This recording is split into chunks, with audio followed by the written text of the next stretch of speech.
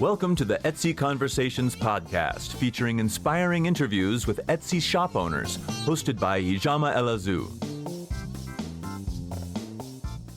Hi, and welcome to this week's episode of the Etsy Conversations podcast. I'm your host, Ijama, and I thank you for joining me for another episode. This week, we're crossing the pond again, and I'm thrilled to have my guest, Gillian. She runs the Etsy shop Pretty Happy Vintage, and she is all the way in the UK, which isn't all the way for her because that's where she is. So Gillian, welcome to the podcast. Thank you, Joanna. I'm so pleased to be here. I've been listening to the podcast since you started a long while back, so it's really exciting to be on it today. Oh, thank you. And one of the things I was telling Gillian is I'm always happy to have people outside of the US on the podcast because Etsy is a global marketplace. And I think sometimes in the US, we forget that there are other sellers who are selling on Etsy and you know, making their own, well, living, or at least running their own business on Etsy. And it's always nice to get that international perspective and hear from people outside the US. So I thank you. And I know it's a rainy evening over there, but I'm glad you're indoors talking to me. So yes, whenever I mention Etsy over here, most people in the UK still haven't heard of Etsy, unless there are other Etsy sellers. So there's still quite a lot of education needed there. But I have met locally quite a lot of UK Etsy sellers, which is nice. There's quite a few around here. Oh, wow. So is there another marketplace that is local to the UK that's more popular there than Etsy? Well, there's Folksy, which is just a UK similar website to Etsy, but just in the UK. I don't know anything about it really, but I know people are more likely to have heard of that, I think, than Etsy still here. Oh, okay. I have heard of Folksy, but I didn't know it was based in the UK. I thought Yes. Oh, good to know. Okay, so Gillian, before we start, can you just give us a little bit of a background about yourself? Yes, so I'm Gillian and I live in a small village in Norfolk in England, so in the middle of the countryside really, but I live with my husband and my 15-year-old son, and I have two grown-up daughters who don't live at home anymore, one of whom has allowed me to use her former bedroom as my studio, so that's great. That's very generous of her. Yes. Oh, you know, it's funny. I know in England you call you, like you said, you know, small village. When I think of a village, because I'm originally from Nigeria, I know they're two completely different things. A small village in England and a small village in Nigeria. So I have a very different picture when you say a small village. We have about one main street with a couple of little streets off and a church and a few houses, and that's about it. Wow, it sounds very quaint though. Mm-hmm. Okay, so now your Etsy shop is Pretty Happy Vintage. When did you open the shop and what specifically do you sell? I opened at the end of September 2014, so I've been open just over 18 months now. And specifically, I sell, I mean, hopefully it's sort of reflecting the name, the Pretty Happy part. I aim to sell cute, kitschy, pretty, quite recent vintage. So from the 1950s through to the deadline that Etsy uses, which is I think up to 1996 now, isn't it? 20 years ago. Yeah. The vintage. So quite recent stuff. So the kind of things that people might remember from their childhoods. Particularly, I love old children's books, so vintage children's books. Do you know Ladybird books? Is that something that yes. you're with? Yes. So vintage Ladybird books and other children's books, particularly fairy tales or vintage Disney books. Or there's another series called Puffin books, which were very popular. Yeah. Yeah, so old Puffin books I like to stock as well. Then as well as the books, toys and games. So anything from Cindy dolls and My Little Ponies to like chess sets or trying to think what else really. Any kind of board games. Mm-hmm.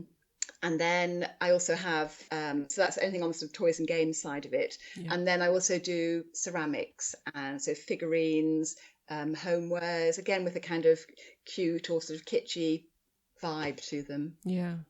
Now, so one of the things I like vintage too, and I sell vintage. One of the things I always think about, which is a fear of mine, but I guess it's an irrational fear, is that everything is going to run out one day. Do you have that fear also? It's going to run out. Yeah, like one day we won't find any more things to sell. Yes, and obviously some things are harder to come by. Yeah. I suppose because I'm stocking things that are fairly recent. Yeah. Most of them are still fairly readily available. But I make a point of if I have something in the shop, particularly if it's something popular, like I have one particular Ladybird book that has ended up on the front page of search. So that's that's like my bestseller. And I'm desperate to find more copies of it. And I found two yesterday. I found two copies of this book. So I snatch them up whenever I can. Yeah. So I have lots of stock, which is not listed yet. Okay. Now, let's talk about sourcing vintage, because unlike handmade products where you can replenish what you're selling, with vintage, it's usually a one and done. What's your sourcing strategy? Yes, I obviously most things are a one-off. Like I said just now, because I'm looking to source things that are fairly recent. I do quite often come across things that either I have in the shop currently or I had in the shop and have sold. I come across another one of the same. So I will pretty much always get that, particularly if it's something I've sold, because I think I reason if I've sold it once, I can hopefully sell it. So other than that, my main source is, I don't know what you call them in the US. We call them charity shops. Are they the same as thrift stores? Sorry? Thrift stores? Thrift stores, yes. I hear people talk about op shops. What are op shops? Is that a similar thing? Oh, I've never heard of that. I hear I see in the forums some of the other vintage sellers talking about op shops, but anyway, here they're called charity shops, and there are lots and lots in every town in England. You'll come across quite a few charity shops. Okay. So that's where I first look, and they usually will always have a section of like ceramics and homeware, and they'll always have some books, and they have loads of clothes as well. But I'm not stocking clothes at all, so I just go past that section straight away. Okay. And as I've been doing it now for 18 months, and I suppose I have a fairly specific area of things I'm looking for. Mm-hmm. I can usually go into one of the shops and within about 5 minutes know whether, I can get something from there that's going to fit with the shop. Beyond that, then it's other vintage and antique dealers. So in the bigger towns and cities, there'll be vintage malls or, vintage shops with where they have a bigger shop with lots of little stalls inside it. Mm-hmm. So I tend they're places to look, but of course you're then buying from dealers, so they already profit already on it, so you tend to be paying a bit more there for your stock. Right. Do you do estate sales? Are those popular in England too? I wish they were. I read about this in the forums. I'm not sure we even have estate sales here. What we have is auctions. So an estate sale is where the contents of a house is sold from the house. Is that what it is? Yes, exactly. Here, that doesn't seem to happen in the UK. Here, people will either send stuff to auction, or there are auction firms will buy someone's estate effectively and sell it, in a public auction. Oh, I see.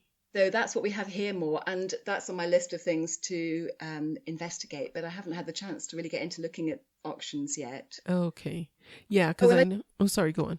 I was going to say my other source is eBay. I do buy some things on eBay, but then you factor in postage as well. But that can obviously be a good source of things, particularly again if there's something that I know have sold well. Yeah, I see it on eBay for a price that I know I can have and still make some profit, then that's another source. Yeah. Oh, I'm glad you brought that up, because I do that too. On eBay, sometimes, and it's not really too hard to find sellers who don't really know the value of what they're selling. And they don't really have a strategy. So like if they'll put something and the listing will end at like 2 a.m. when nobody is looking. And you're laughing. I think you know this trick. What to do? Yeah. And so, they've priced it low. They don't know what it's worth. And they probably put the listing up right before they went to bed one night. And so it's going to end, at bedtime. Yes. And so I go and I filter and I look for all these ones, and you get some really good deals on eBay. And sometimes I'll just ask someone, can you just sell me everything, and I'll pay you this. And quite often they're looking to get rid of stuff. Yes. Oh, Yeah. wow. Yeah. I think it can be very addictive though, can't it? I think you have Yes. to be careful because, once you start looking, and what I've done in the past is I put it onto auctions finishing. You can search it so that you get all the ones that are finishing within the next few seconds or minutes. That's quite exciting because you can have a look and think, oh, I'll just nip in and buy that now. Yeah. But you can spend a lot of time and a lot of money doing that. Yeah. Yeah. But yeah, like you said, you have to know that you can turn it around and still make a profit, even paying for shipping and all, to get the items to you. So Gillian, when did you first discover Etsy? Now, Pretty Happy Vintage was opened in 2014. You've been, like you said, doing this, running the shop around 18 months. But was that your first experience with Etsy? No, I had a shop previously, which I haven't closed. It's inactive at the moment. And that is a paper crafts shop, which I opened in December 2012. Okay. So yeah, almost a couple of years beforehand. And I was thinking about how I came across Etsy, and I think it was one of my daughters, my elder daughter, was buying some Christmas presents, and someone must have told her about Etsy, and she was looking for a little ring dish, like a little jewelry dish, to put your rings or necklaces in. Oh, yeah. For her sister, and she found one on Etsy. So we then talked about it, and she knew I was interested in crafts and making stuff. And she said, oh, you should look at Etsy, and you should think about selling on Etsy. So that's how I came across it in the first place. Okay. So now the paper craft store is on vacation, or it's not closed, but you're not running it right now. But was there a point in time where you were running that and the vintage shop? Yes, because I started the paper craft shop first, and I ran it by itself for about a year, just over a year and a half, I think. But I'd always loved children's books and pretty ceramics. And I suppose from an early, once I was on Etsy doing the paper crafts, and I saw that you could do vintage as well. I hadn't realized that. I thought it was just handmade things. So once I was there and I saw there were vintage shops, I'd always wanted to open a vintage shop as well. And so I did eventually take the plunge. So that was September 2014. So for nearly a year, I ran both of them. And then in the end, this September 2015, I think from the beginning of September, I decided to put the paper craft shop on hold. I was really struggling to manage to run two shops, and I had to choose one of them. Yeah. So let's talk about that, because I know there's I don't want to say a discussion, but it's not an argument. Okay, on Etsy, if you sell two different product lines or two different types of products, like you had vintage items which weren't handmade, but then you were also hand making things. So it made sense to open up a second Etsy shop. But running two Etsy shops is not easy. It's a lot of work. Can you talk about just what it took to run two of those shops for a year, what the advantages were to having two separate shops, and what the disadvantages were? Yes, I think because, as you said, because I was making handmade paper crafts, and I did origami, bookmarks, cards, sort of paper confetti, that kind of thing. I just felt that the two things in one shop just wouldn't work. And also in terms of the name, my original shop was called Wide Sky Paper Crafts. And so I thought, well, I can't keep that name and sell vintage stuff from one with such a specific name. I think had I had a more general name, I might have thought about trying to run the two different streams in one shop. Right. And also when I opened the vintage one, I didn't know what running two shops would be like. But I found I personally, if I was focusing on one of the shops, then the other one was sliding. and particularly with the vintage, which, perhaps we'll talk more about later. But I think with vintage stuff, one of the things that I felt has been good is to try and list new items very, very regularly. But when I got orders when I was running both shops, when I had orders in the papercraft shop, the thing that was most popular was the origami. So I made origami cranes and rabbits and little hearts and things. But particularly the cranes, I had a lot of very big orders, and I'm talking like 2,000 paper cranes to make. So that was very, very time consuming. And so for weeks at a time, I would be having to focus on getting that order done. And I just found that I couldn't focus on that and focus on sourcing and researching and photographing and listing the vintage things. Yeah. So, it was very up and down. So when I had a big order with the paper crafts, the vintage was just being let slide, and that wasn't then growing as a business. And the more specific thing is, I don't know whether it's still the same, but you have to log out of one shop to log into the other shop all the time. It's still the same, yes. And I just really struggle with doing that. All the time you were logging out of one and logging into the other. And then you have, on social media, you have a split personality. So, do you try and have just one social media presence for both shops, or do you have separate account? And I had separate accounts. So I had an Instagram account for the paper crafts, and I had an Instagram account for the vintage, and the same with Twitter. And I just became too much for me. Yeah, I can definitely relate to the, feeling like you have two, different personalities, because you do have to have two completely separate identities and, run them completely individually. If there was even something that connected them, I would have done, one shop. But yeah, running two shops is not easy. It makes sense if, like you said, what you're selling, just both the product lines that you're selling, if they just both don't fall under the same umbrella, then it makes sense, for SEO and driving traffic and all that. But it's a lot of work.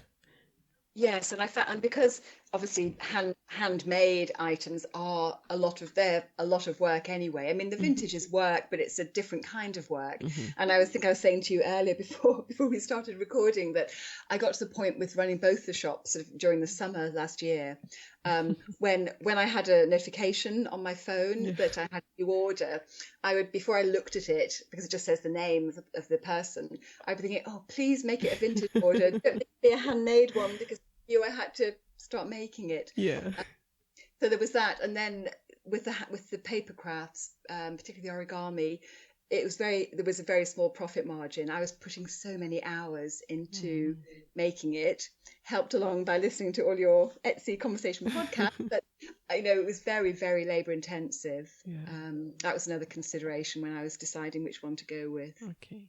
Now, as a crafter, do you think you'll miss the act of actually crafting and making things now that is, you're not going to be focusing on that anymore, just as a creative person?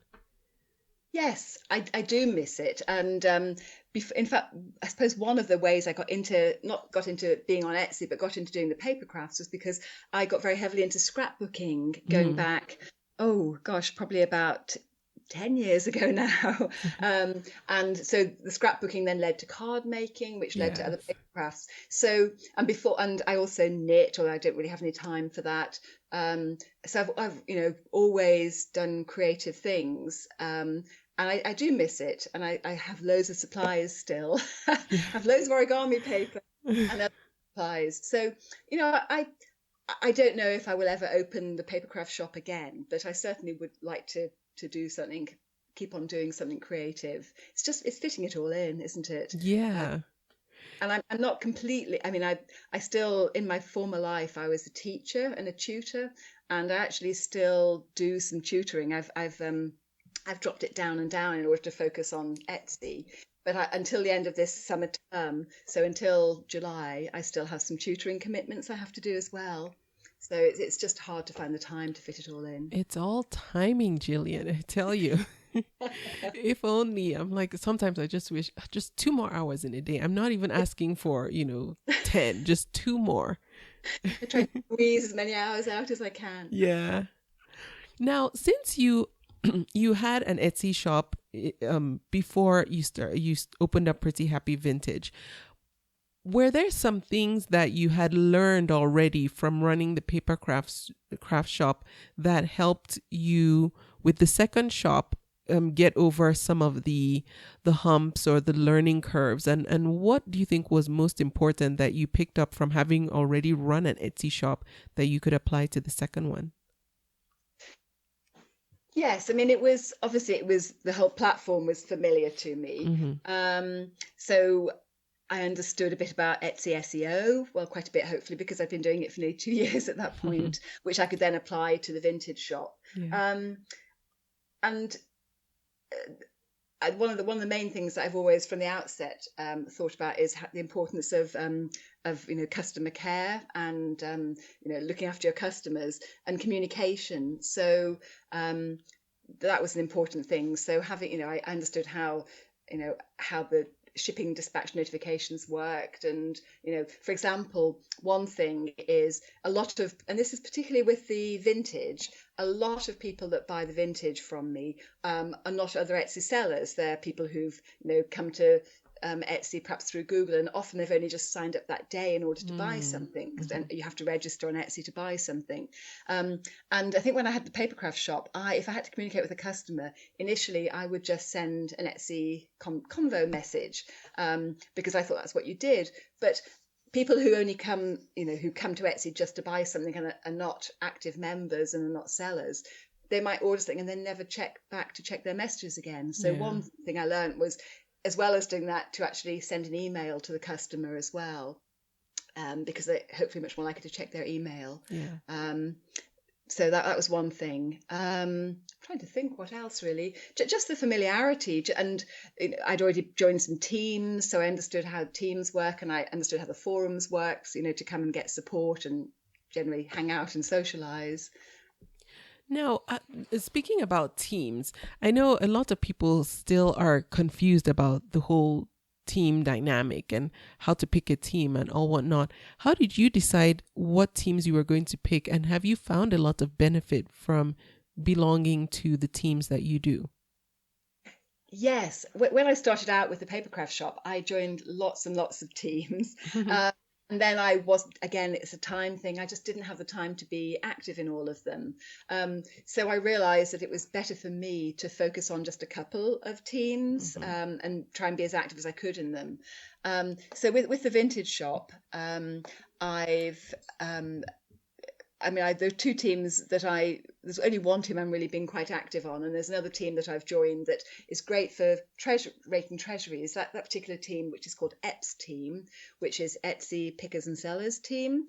They seem to make lots of good treasuries, and they do a lot of threads in the promotion part of the forums. What's that called now? Is that in the discussions? No, the part that's there's like a promotions thread, isn't there, as part of the forum? Oh, yeah.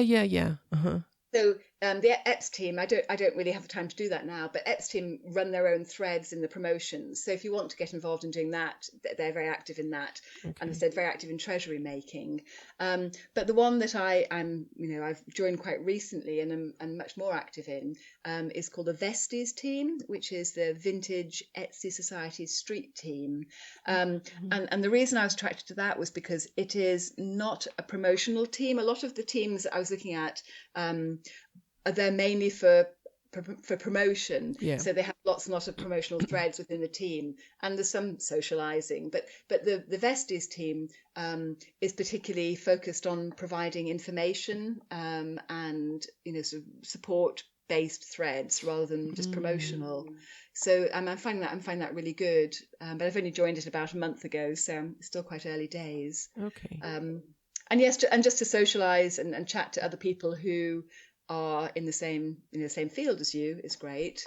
Okay. Yeah, and I like that. And I think one of the things that is confusing is for people who are trying to decide on what team to join and whether to join a team is that different teams have different functions. Like you've just pointed out, there's some for socializing, there's some for promotion, and there's some that are, more focused on on giving you tools to run your shop better, or, be a better, business person. Sifting through the teams can be a bit cumbersome because you don't really know right off the bat what a team is about. So if you're really looking to join a team, I would say just like commit one day to just go through that whole section, read up on the teams that you think might be a match for you. That's the only way I know to figure out what team, to join, because their focuses are all, very different. And there are so many of them, aren't there? If you go on the team section, there's so many. One thing I haven't been able to find with the vintage shop is a UK-based vintage team. I don't know whether there are any, but I haven't been able to come across one yet. But I was going to say it's quite nice to join a locally based team as well. Yes. The local teams are very helpful. And then you have a chance to actually physically meeting up with people. So I don't think I've vintage shop, but with the papercraft shop, I did join a local team in our local county in Norfolk, and I have actually met up physically with several of the sellers with that. And there was another team, which I'm not sure it's active now, called British Crafters, which was a very active team. And I did meet up with some of them as well. In fact, we went to UK Etsy headquarters with that team, which was great. That was really exciting. Oh, did you go with them? We went to a sort of workshop they were running at the UK Etsy headquarters in London. Yeah. Nice. That was exciting. Yeah. But I have to say, I have not been able to find either a local or even a UK-based vintage team yet. So I'll keep looking. Okay. Oh, good. And I just want to apologize for that loud noise.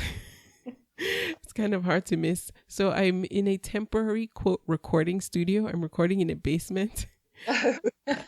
And my niece just picked up a tub of ice cream and dropped it. So that's what that loud noise was. I'm sorry. That's okay. Yeah. Okay. So let's talk about how you manage your time. What does a typical day look like for you? How do you divide up your time between sourcing and then, responding to doing all the administrative stuff that goes into running your Etsy shop? Well, again, over time, since I've been running the vintage shop, so 18 months now, I've realized that for me, the most productive time when I have the most energy is in the morning.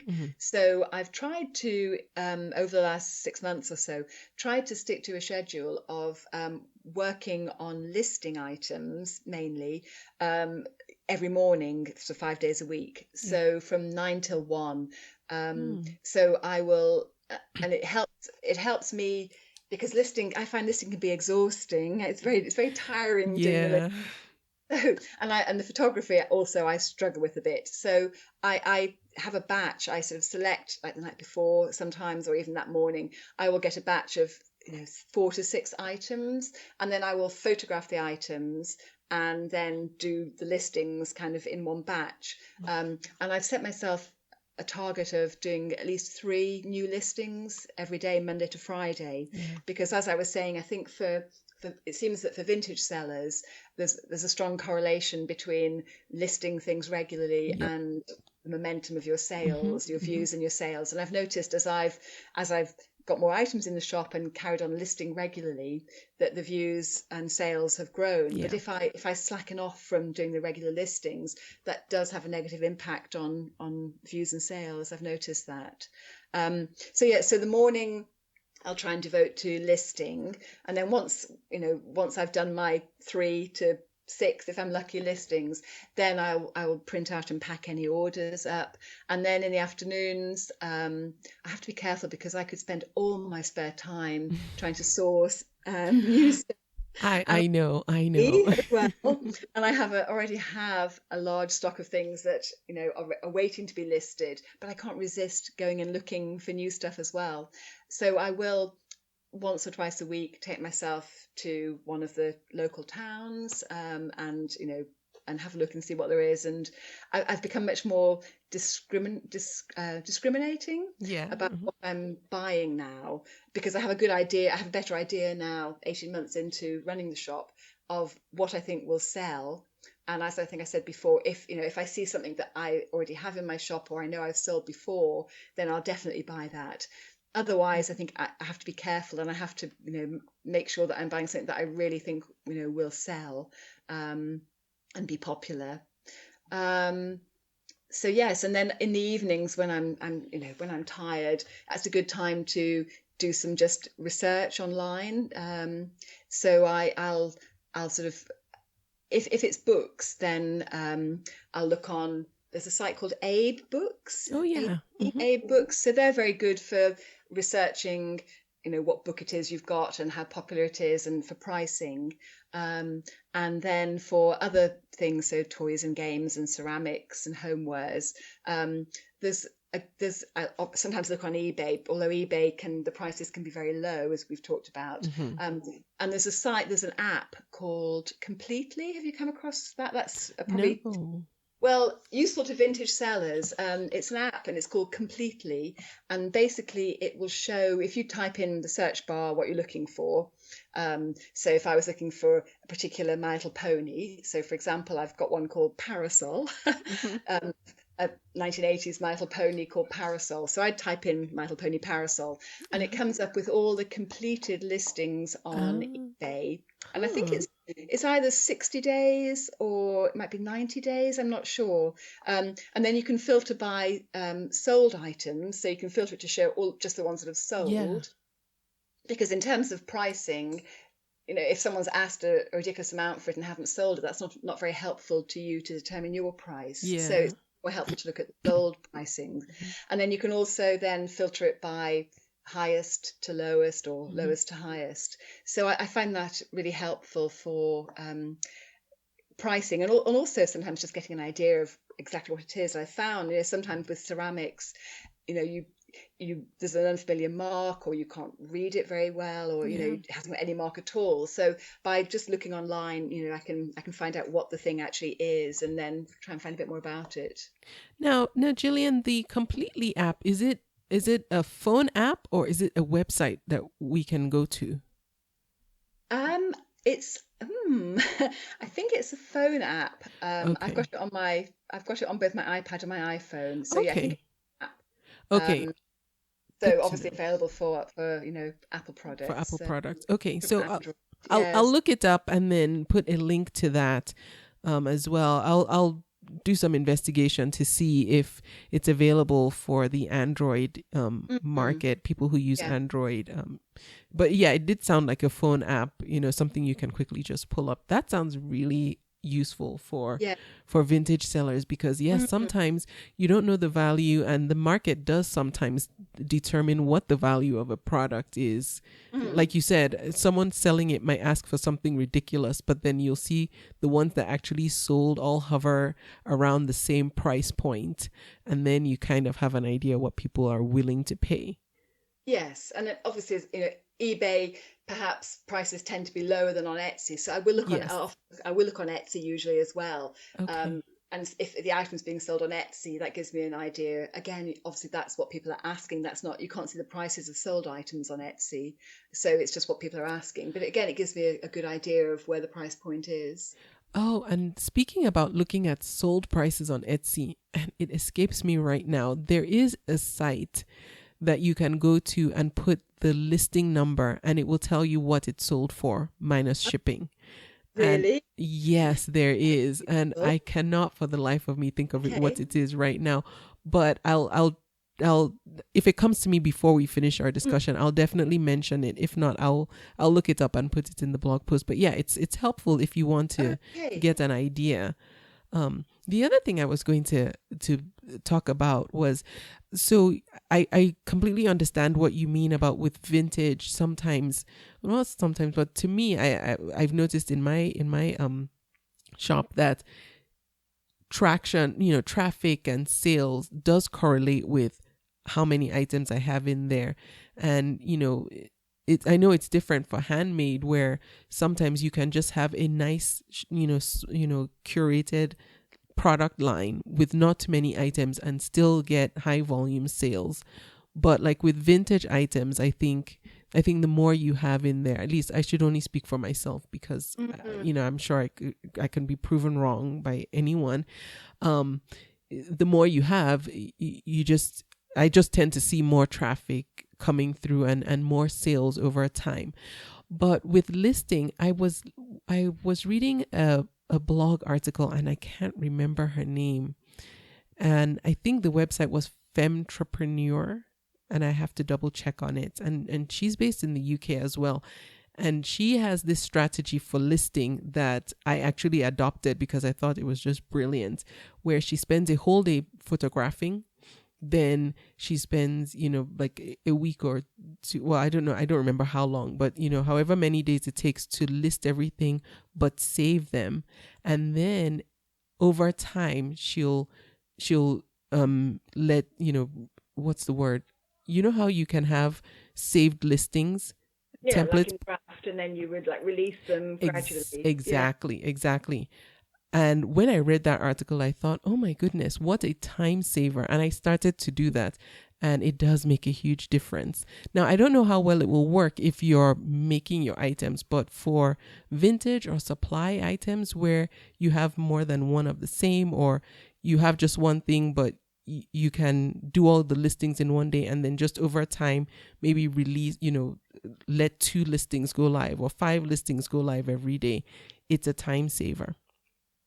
Yes, I think for me, it would drive me mad to have to write the listings for so many things kind of in one go. So yeah. I think you find what works for you. And I know for me, knowing that I'm just doing 3 to 6 a day, I can sort of cope with that. But looking for things, going and actually looking for things and sourcing things that are the same as items I've already sold is brilliant, because that's a fantastic time saver. Yeah. That's the way of making your vintage things not one of a kind. And you can obviously, reuse the same listing.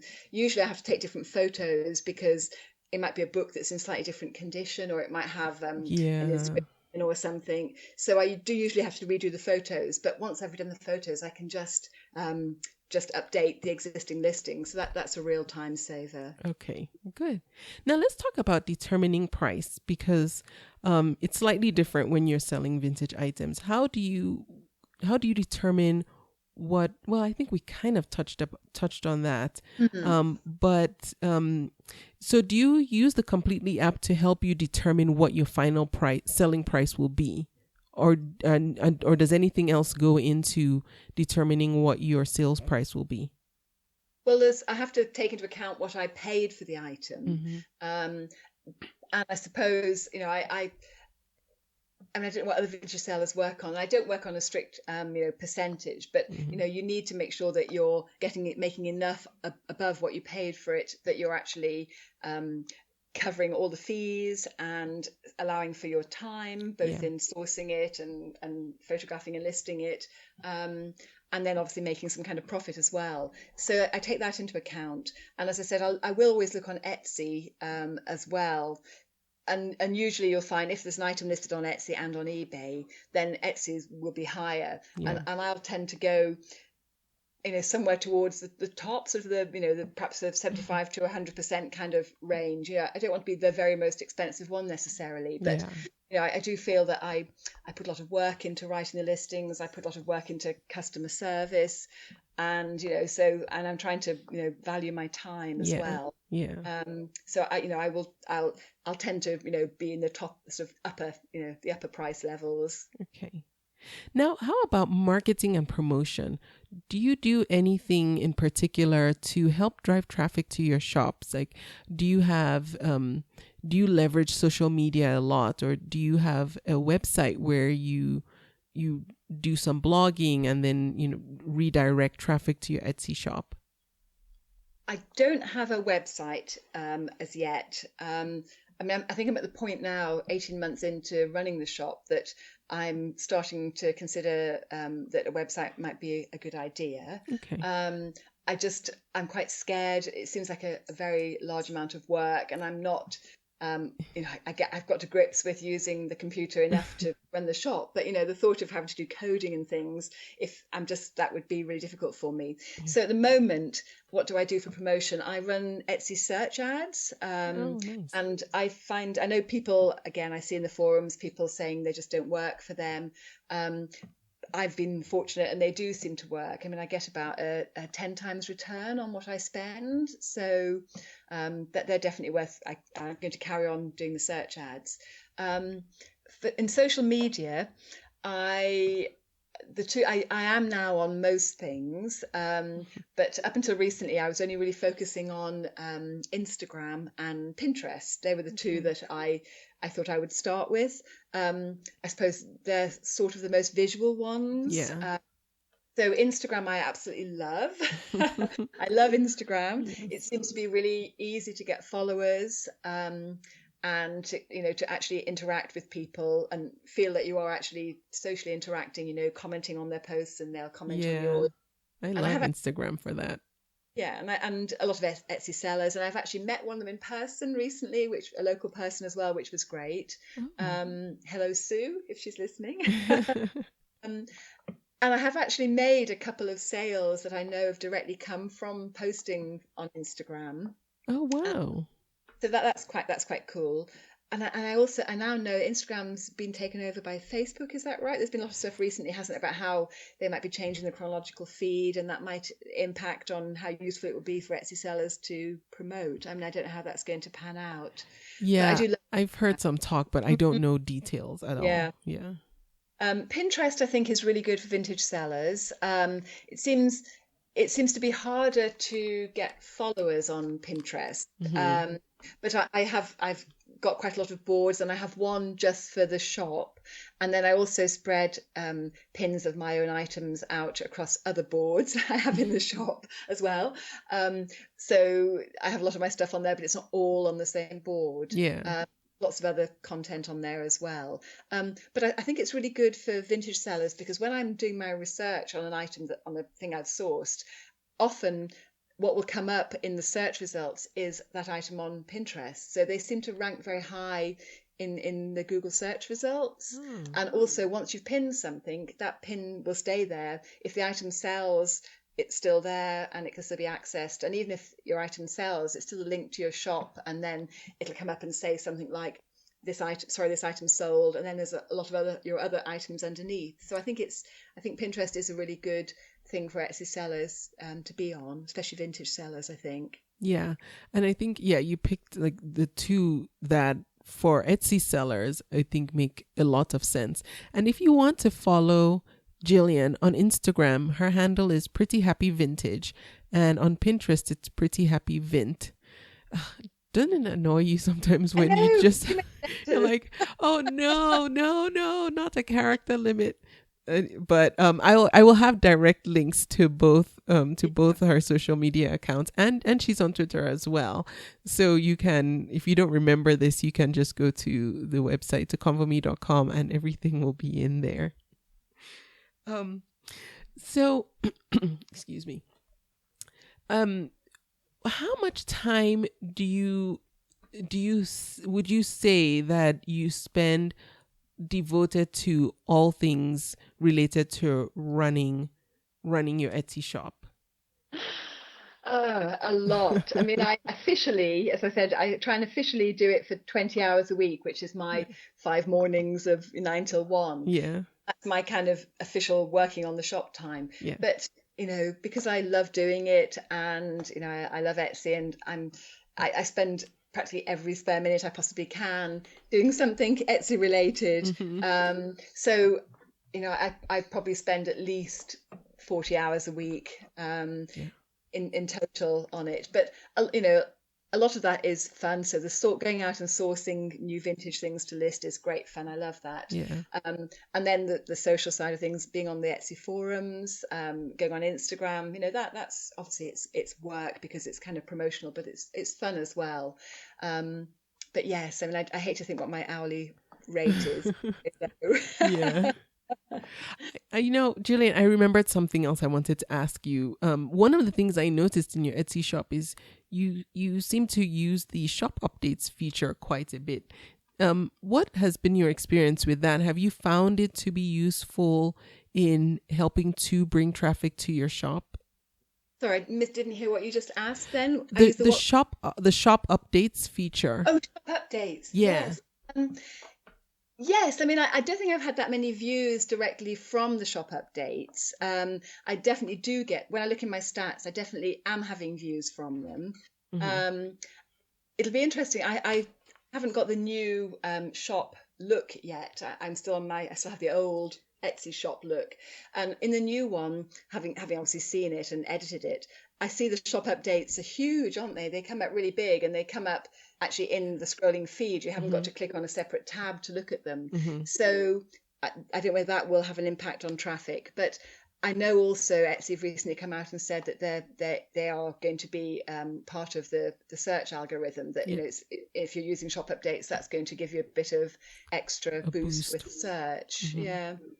So I think they're quite fun to do. I love looking at other people's shop updates, especially the vintage sellers, because to see how what they're doing with it and how they're presenting it in their items in a different way. Some people are very creative, much more creative than me about doing them.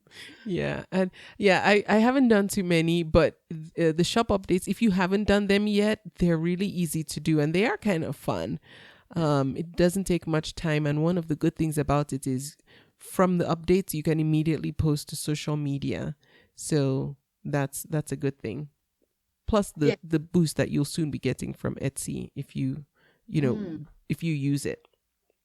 Yes, if I was going to say to you that if I'm doing a shop update, then that's my Instagram post for the day, because I try and Instagram. So that covers two bases. Then it covers the Instagram post as well.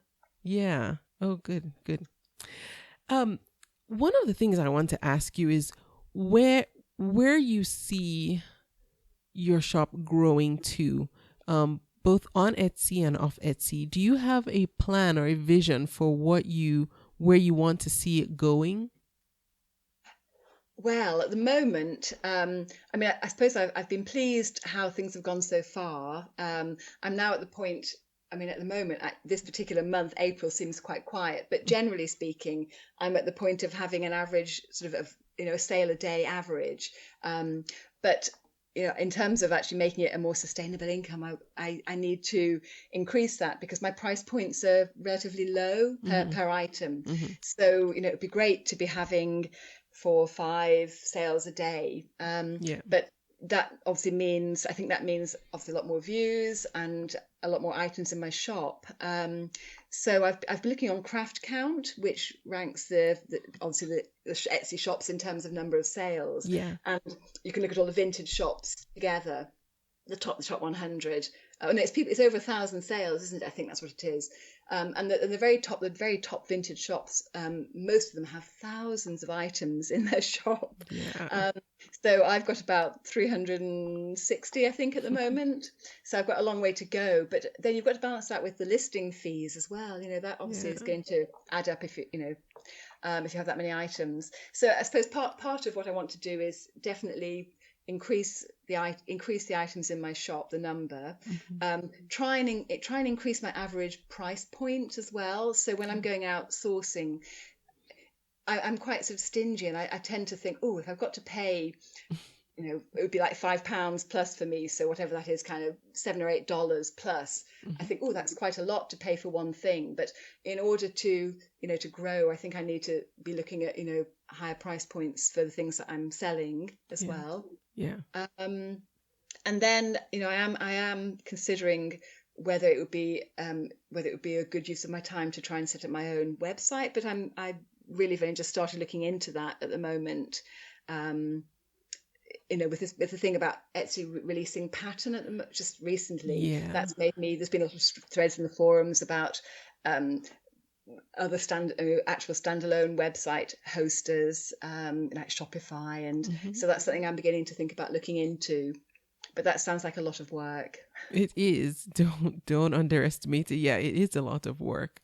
But like you, I think a lot of Etsy sellers also, need to think or are thinking about, how to grow. If you, really want to be successful at it, these are questions that we all need to ask, is like, well, where is growth going to come from, and how do I achieve that? So it's nice to hear how other people are mulling over the question and trying to figure out what to do. And yes, with pattern, there's, I don't know if you've read much about it on and off Etsy. The responses to things that happen that Etsy does are always, they always run hot and cold. Some people love it, some people don't. But you need to, assess for yourself what's makes the most sense for you. But yeah, it's good to see how people plan to grow and plan for growth for their business. And I think it will help other people to think about, okay, well, what should I be thinking of next, to expand my business? Do I just want to first focus on growing on Etsy? Like you said, some of the higher grossing vintage stores they have items in the thousands, but you have to think that somebody listed each and every one of those 1,000 items, which is a lot of work. So, does one focus on first building out on Etsy and getting that momentum going, then focusing on what to do outside of Etsy?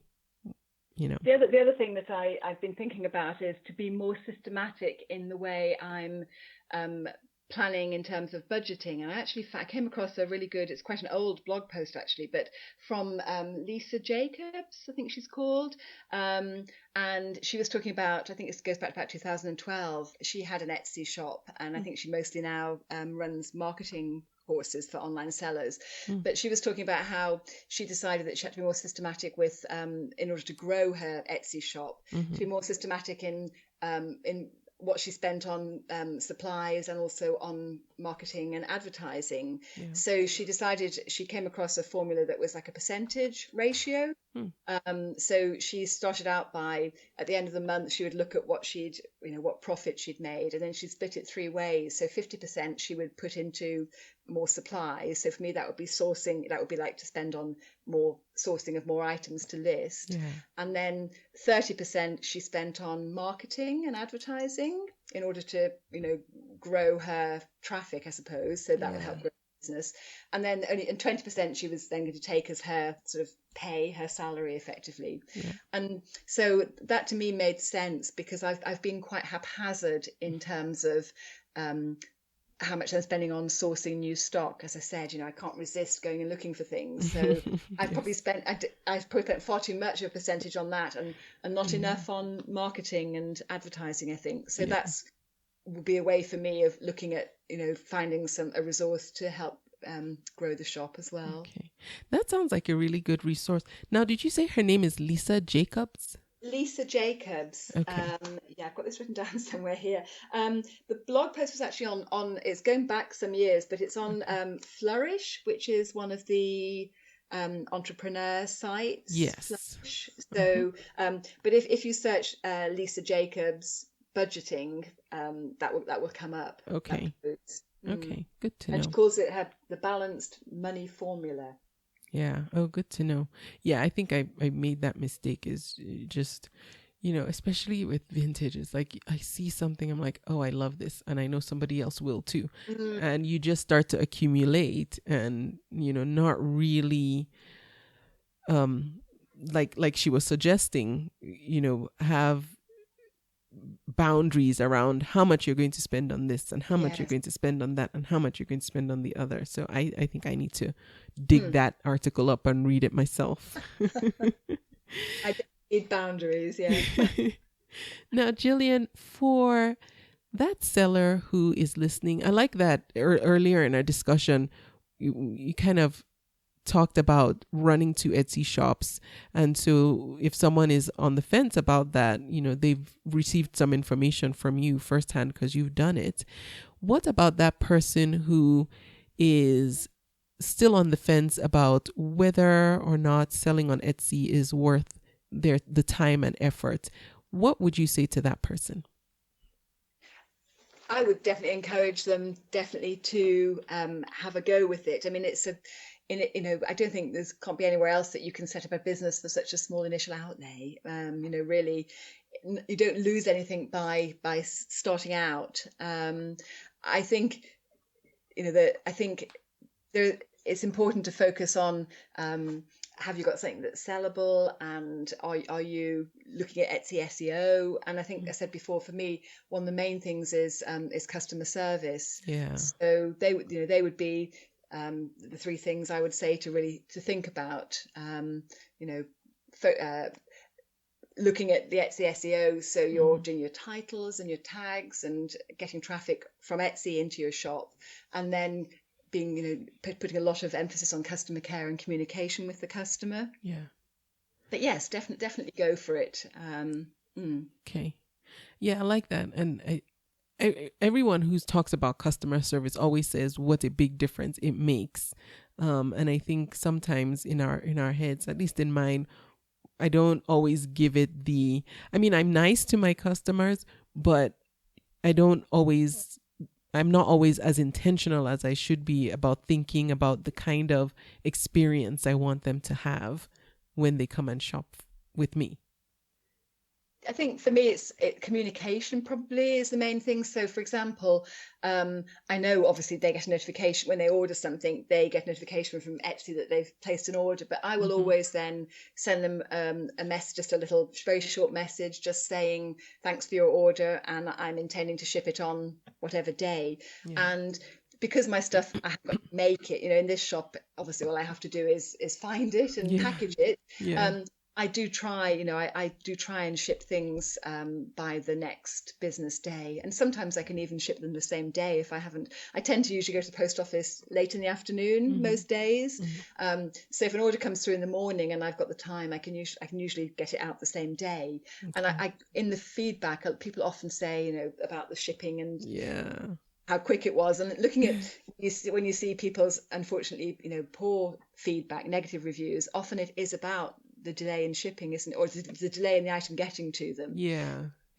Being prompt about shipping stuff out is important. And if anything goes wrong, to keep communicating. I think if customers think that you're a real person that they can talk to, and they're much more likely to be positive about their experience. Yeah. Now, Gillian, you shared a resource with us already, the Completely app. Is there any other resource that you've found particularly helpful? Yes, actually, funnily enough, one of them is the guest you had on just recently, around.io. You had on. Oh yeah, Natwar, around.io. Do you use it? I do. Yes, I mean, I had come across it. I think it was she called Renee Christine, is that who I'm talking about? Oh, yeah. Uh-huh.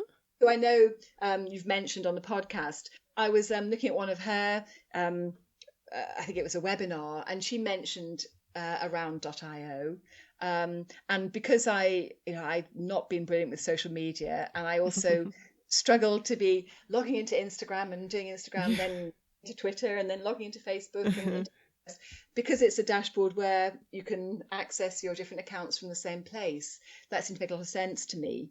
And also, as well as being able to post your products, you can also use his content section, where there is content from around the web that you can look at and decide it's something that your readers might like to know about, and you can actually post that on your different social media as well, directly from the dashboard. So I found that really helpful. And the other thing is, there's an online magazine called the Handmade Seller magazine. Have you come across yes, that? I do know that. Yes. Uh-huh. Yes. So that I subscribe to, and although obviously I'm not selling handmade things at the moment, there's a lot of other really good content that's relevant to Etsy sellers and just small businesses. But in particular, what I wanted to just sort of mention, because I found this so helpful, in not the current issue, which is April, but the previous one, March, there's a video of an Etsy shop critique by Sarah Sewell, who's a entrepreneur. If you've come across her. Yeah. So she does. You can click on if you subscribe to the Handmade seller, you can actually access all their monthly magazines, and this is in the March issue. So you can click on that, and she does an actual shop review, looking at the person's Etsy shop online while she talks about it. And I found that the most helpful thing I've ever heard anyone say about your Etsy shop. Really? I just found her insights really, really helpful. So I would definitely recommend that. Oh, that's great to know. And actually, Sarah's going to be my guest on the podcast coming up in a few weeks. So, oh, wow. Yeah. I think she's wonderful. Yes, I know. I'm pretty excited to have her on because, lots of good things, coming from her and that she does. So I think it'll be good. Right. Yeah. And the other thing just I meant to mention before as well was in terms of growing the shop. One other thing that have started to do recently, which I wished I'd done ages ago, was to try and collect emails. Trying to collect emails through. I'm actually using Mad Mimi, so it's only very early days. But I wished I'd started from the outset when I first opened the shop to offer customers to subscribe to a newsletter and start a newsletter. So I have now started my first newsletter that I sent out a couple of weeks ago. Oh, yay. Congratulations. And Mad Mimi is so easy to use, huh? I found it really easy. Yeah. I really like it. And I think it's free for the first, 100 subscribers? It's going to take me a while to get to 100 anyway, so it'll be free for a little while yet. Yeah, that's good. And even when it's paid, you get everything with the free account anyway. Mm-hmm. But yeah, I had used 2 others before Mad Mimi, and now I use Mad Mimi, and I'm like, okay, this is it. Yes, I tried one other one and didn't really get on with it. And Mad Mimi to me just is so easy and user friendly. Yeah.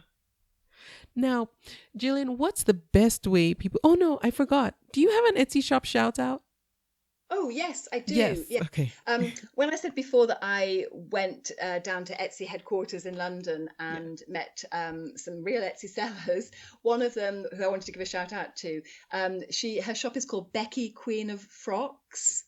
I like that. Lovely name, great name. Yes. And Becky is, she's somewhere in the Midlands, like in, I want to say Nottingham or somewhere. But she makes, she uses beautiful, beautiful fabrics, and she makes lovely skirts, like pajama, sort of slouchy pajama trousers, scarves, and a few bits and pieces. Really, really lovely. And young and trendy designs. And I wanted, at one point, I wanted a cooking apron for my daughter. And so having met Becky and seen her lovely shop, I just messaged her and said, could you possibly make me an apron? Which she did. So it was lovely. Oh, nice. So shout out to Becky. Oh, great. And I just pulled up her shop, and yes, I see exactly what you're talking about. I will have links to... Is her name Becky? Of course, it's Becky. Becky, yeah. Queen of Frocks. Yeah. I'll have a link to her shop as well. Go take a look and then let her know Gillian sent you. And Gillian, what's the best way people can reach you if they want to get in touch with you? Well, through Etsy Conversation or on Instagram, or just via my email, which is prettyhappy202@gmail.com. Great. And I will have links to all that as well as Gillian's email address if you want to reach her, but her Etsy shop, Pretty Happy Vintage, and her social media accounts. Gillian, thank you so much for spending your evening with me. I hope it stopped raining. It's dark now, so I can't really tell. But thank you so much, Jim. It's been really lovely. Oh, no. Thank you for being my guest. And I thank you for listening to the podcast. I will be back next week. Thank you for listening. You can subscribe to the podcast in iTunes, and while you're there, please leave a review too. Visit convome.com to leave a comment or feedback on this episode.